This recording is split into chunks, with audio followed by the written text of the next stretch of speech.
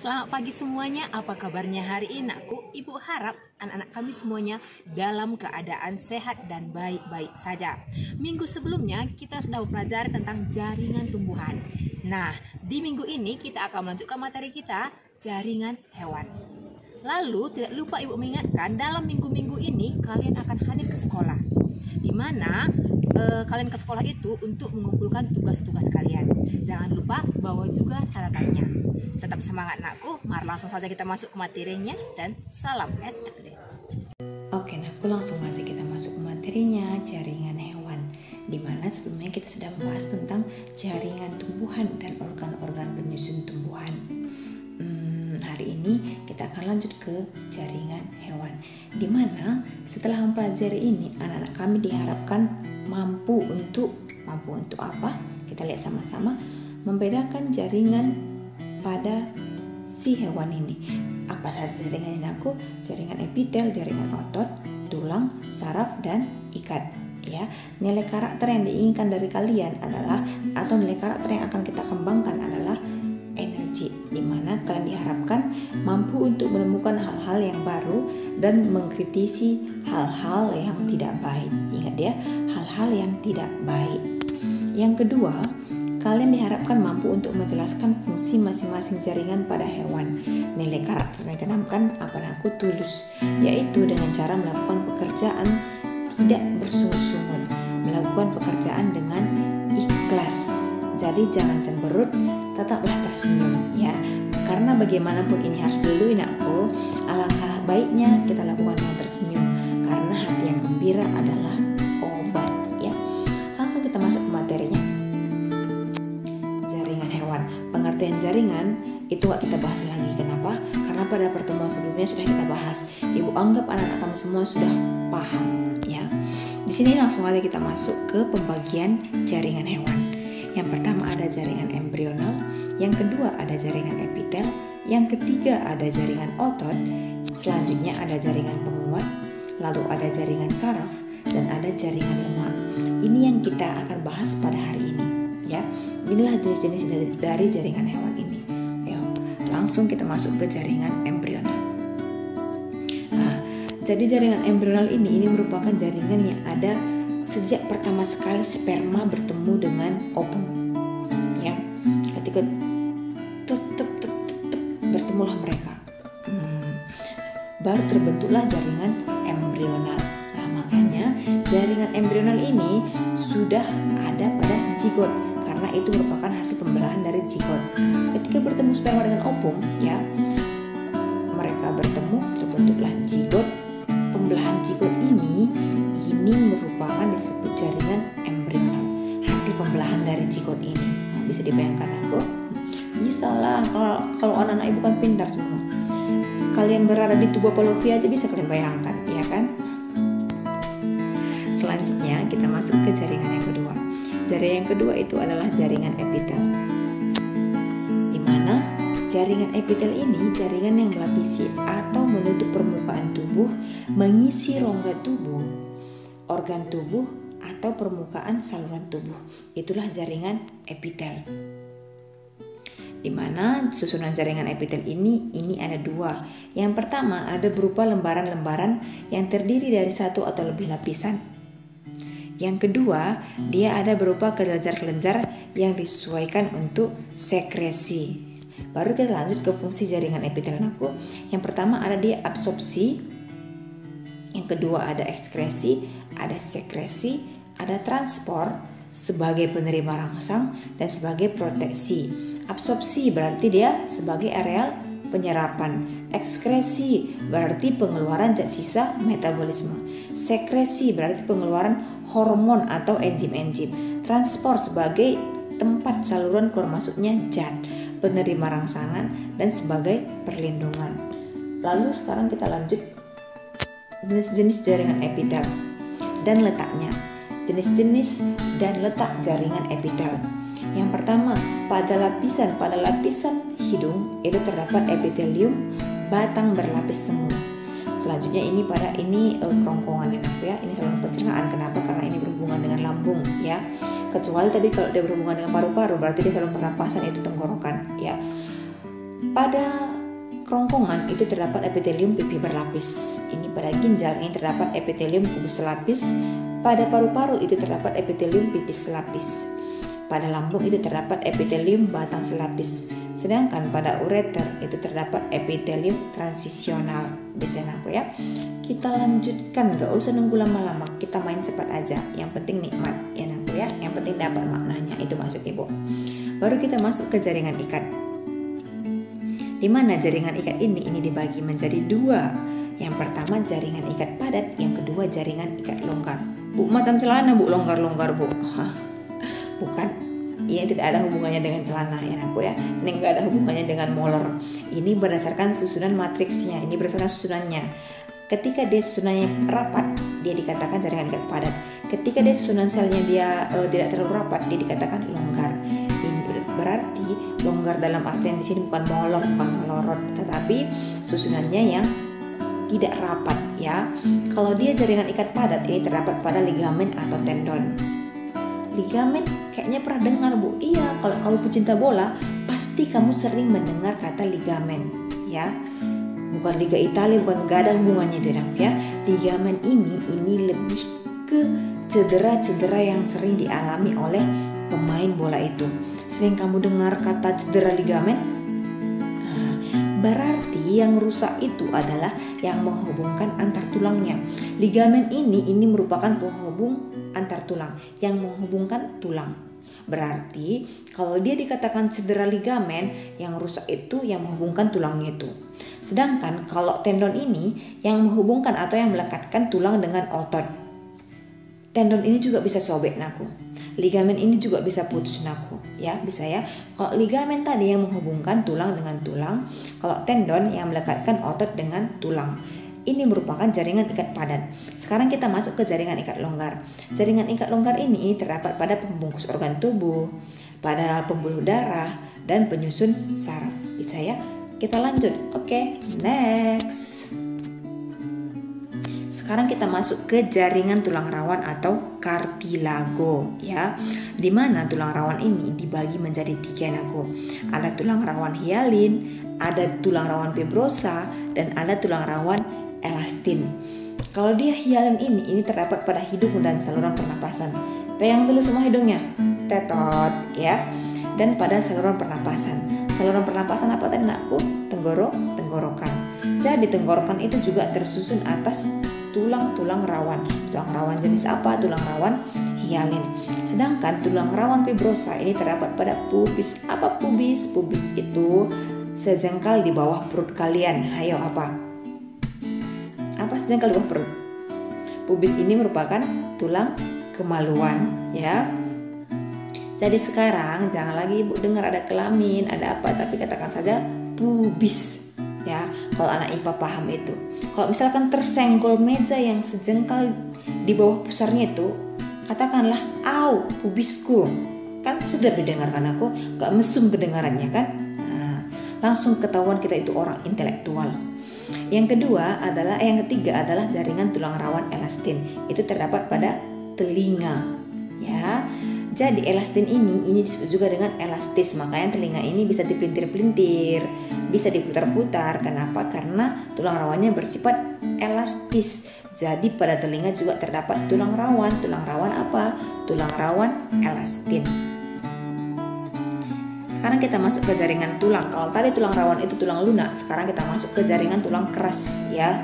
Dimana ini dibagi menjadi 2. Ada jaringan tulang kompak dan ada jaringan tulang spons. Yang cukup kalian perhatikan gambarnya, konsentrasi ya. Dimana di sisi luar pada tulang ini disebut dengan jaringan tulang kompak, sedangkan sisi dalamnya itu disebut jaringan tulang spons. Kalau disimak gampang ya biologi ini aku. Nah, makanya disimak biar gampang, biar nanti ujian dapat cepet semua, biar senyum-senyum ibu buat nilainya. Yang selanjutnya ada jaringan darah. Jaringan darah ini terdiri atas darah itu sendiri, jaringan darah dan pembuluh darah. Yang selanjutnya ada jaringan limfa. Sama, jaringan limfa juga terdiri atas cairan limfa dan pembuluh limfa naku. Sekarang kita lanjutkan ke jaringan otot. Ini sangat penting ya. Kenapa? Karena ini sering sekali masuk di ujian-ujian, di tes-tes. Ini sering sekali masuk ini. Dimana jaringan otot ini dibagi menjadi 3. Oke, Ibu mau tanya dulu. Ketika kalian mendengar kata-kata otot, apa yang kalian pikirkan? Pasti yang kalian pikirkan dalam benak kalian itu lengan atas. Ya, kenapa? Karena orang daerah kita ini Nakku mengidentikan otot itu dengan lengan bagian atas. Nah, coba setelah mempelajari ini, coba diubah mindsetnya. Otot itu bukan hanya lengan bagian atas, tapi ayo kita pelajari sama-sama biar paham ya. Yang pertama ada otot polos, otot luri, dan otot jantung ya. Kalau dia otot polos itu penyusun organ-organ dalam. Kalau dia otot lurik itu melekat pada tulang. Jadi gimana? Ada berubah mindsetnya. Yang terdapat pada paha itu juga otot. Yang melekat pada tulang pada paha itu juga otot. Yang bisa kamu cubit-cubit di pipi ini, coba cubit dulu pipinya. Itu juga otot. Yang terdapat pada seluruh bagian tubuh luarmu itu juga merupakan otot. Otot apa? Otot lurik. Kalau sering kamu makan rendang, daging yang kamu makan itu merupakan otot lurik. Kalau kamu sering makan ayam, yang kamu makan itu daging yang kamu sebut daging itu merupakan otot lurik. Jadi Nakku, sayangku, cintaku, coba diubah mindsetnya ya. Yang ketiga itu ada otot jantung. Otot jantung ini merupakan penyusun jantung. Bisa ya Nakku ya. Sekarang kita bedakan yang ketiga ini. Sering sekali masuk perbedaannya ini. Sering sekali masuk ke soal-soal Nakku. Kita bedakan. Untuk membedakannya coba direkam di memorinya. Apa saja, di mana saja terdapat itu. Ketika kamu tahu di mana dia terdapat, otomatis kamu bisa membedakannya. Ayo sama-sama kita perhatikan. Misalnya di sini kalau di otot polos, kita perhatikan gambarnya. Di sini gambarnya kelihatan aku gambarnya di atas ini. Oh, ini dia sayang. Oke, ini dia gambarnya. Kalau dia otot polos itu inti selnya satu di tengah. Kalau pada inti otot polos dengan otot jantung itu sama-sama satu, tapi terkadang otot jantung itu satu atau lebih. Sedangkan kalau otot luri dia banyak dan letaknya di pinggir. Sifat kerjanya aku langsung ingat di mana dia terdapat ya. Kalau dia terdapat pada organ dalam itu tidak bisa diperintah, tidak bisa diberhentikan, tidak bisa diatur. Berarti cara kerja otot polos ini tidak berdasarkan kemauan. Kalau otot lurik ini, coba suruh tanganmu cubit pipimu, bisa nggak? Bisa. Coba suruh tanganmu nampar pipimu, bisa nggak? Bisa. Coba suruh pinggangmu joget-joget, bisa nggak? Bisa. Kenapa? Karena cara kerjanya itu berdasarkan kemauan, atau cara kerjanya itu di bawah kesadaran kamu sadar melakukannya. Ya. Kalau dia otot jantung ini juga tidak berdasarkan kemauan. Coba sekarang suruh, oh jantung stop, kau dulu bekerja, jantung stop, bisa nggak? Tidak bisa. Kenapa?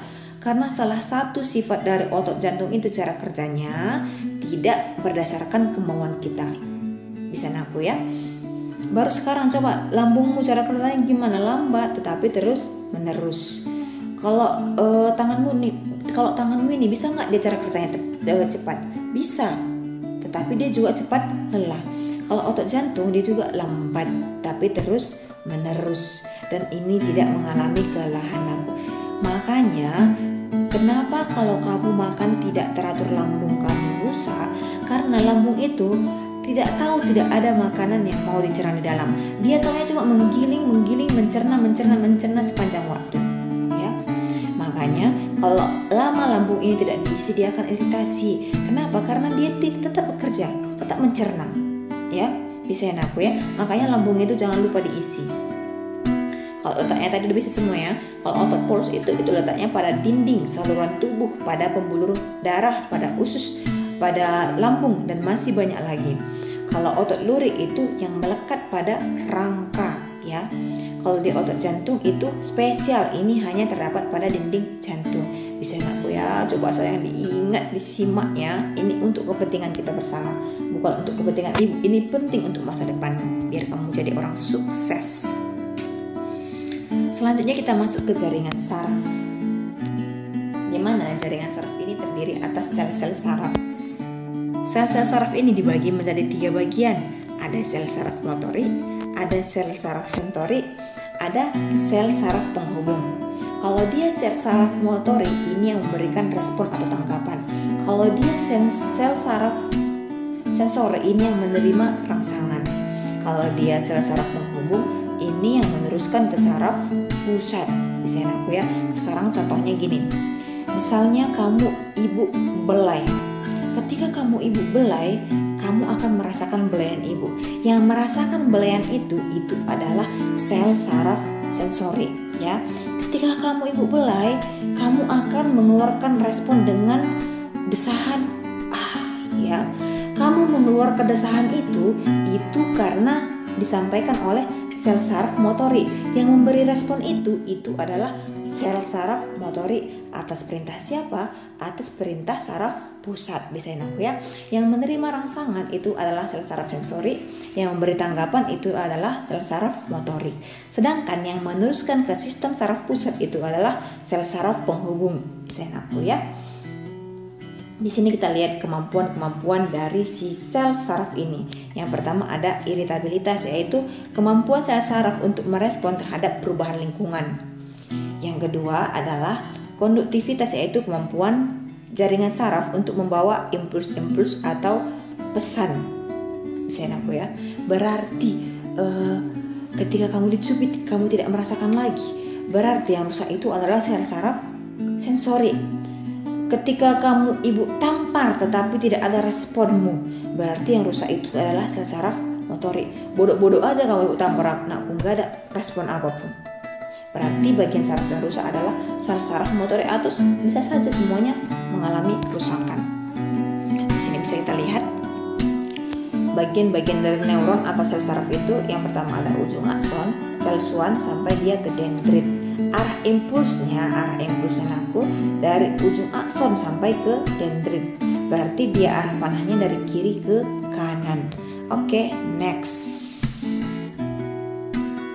Sekarang kita masuk ke jaringan lemak. Yang pertama kita masuk ke ciri-cirinya. Yang pertama ciri-cirinya tersusun dari sel lemak yang berbentuk bulat atau poligonal. Nanti kita bisa lihat gambar yang di bawah. Yang kedua, dinding selnya tipis. Yang ketiga, terdapat rongga yang penuh tetesan lemak. Kurang lebih ini bukan gambar gigi ya Nabi ya, tetapi ini gambar dari jaringan lemak. Baru kita lihat di sini fungsi dari lemak. Yang pertama menyimpan lemak, yang kedua menyimpan cadangan makanan, yang ketiga sebagai bantalan lemak, yang keempat sebagai proteksi, yang kelima sebagai isolasi, yang keenam melindungi hilangnya panas secara berlebih. Jadi gini aja ibu, buat aja ke satu cerita yang simpel biar dapat. Misalnya ketika ada dua orang yang terdampar di satu pulau yang tidak ada makanan sama sekali, otomatis yang bertahan hidup lebih lama adalah yang lemaknya lebih banyak atau orang yang lebih gemuk. Kenapa Naku? Karena dia punya cadangan makanan, karena dia punya cadangan lemak. Kenapa dikatakan dia menyimpan cadangan makanan? Karena ketika karbohidrat tidak ada, lemak itu akan dirombak menjadi energi. Lemak itu akan dirombak menjadi panas ketika karbohidrat tidak ada. Ya, ketika terdampar di suatu tempat yang tidak ada makanan, yang tahan lapar lebih lama itu orang gemuk. Kenapa? Karena dia punya stok lemak. Lemak itu akan dirombak menjadi energi. Ya, itu intinya Naku ya. Jadi bersyukurlah kalau kamu punya banyak cadangan lemak. Big is beautiful. Kenapa? Karena kamu akan aman ketika terdampar di tempat yang tidak ada makanannya Naku. Bersyukur ya.